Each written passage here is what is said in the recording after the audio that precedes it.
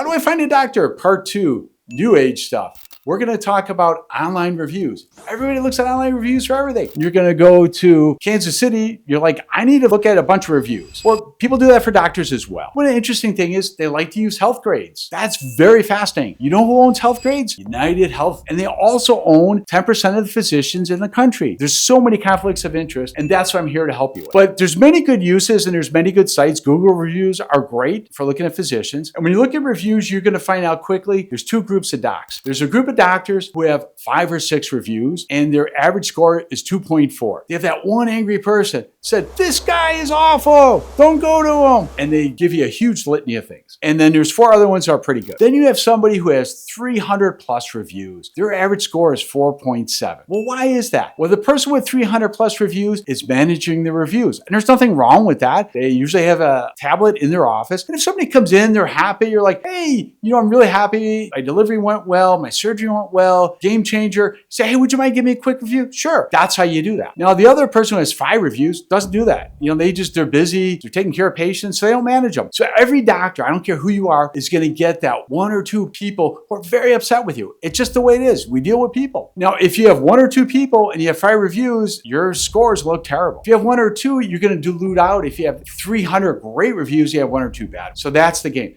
I'm not saying it's useless. There's a lot of good factors. You start reading the reviews, you're going to find some commonalities. There's always a couple crazy people of that 300. And there's 2 parts to docs that you need to look at. The first part is what I call technical. Are they a competent physician? Are they board certified? Where do they go to medical school? Where do they get their training at? That's very important to know. The second part is the personal part. And we're all people, just as you are people. And you want to say, do you mesh with them? And you're not going to mesh with everybody. And it's not uncommon that patients will go through a few different pediatricians. When you have your first child, it's very emotional. You go into your pediatrician, you want somebody who just meshes with you. And if they don't mesh with you, you're probably going to switch around, and that's normal. And that happens to OBs. First time that happened to me, it was terrible. I was like, oh my God, what did I do wrong? And then you talk to your older colleagues, they're like, it's going to happen, move on, don't worry about it.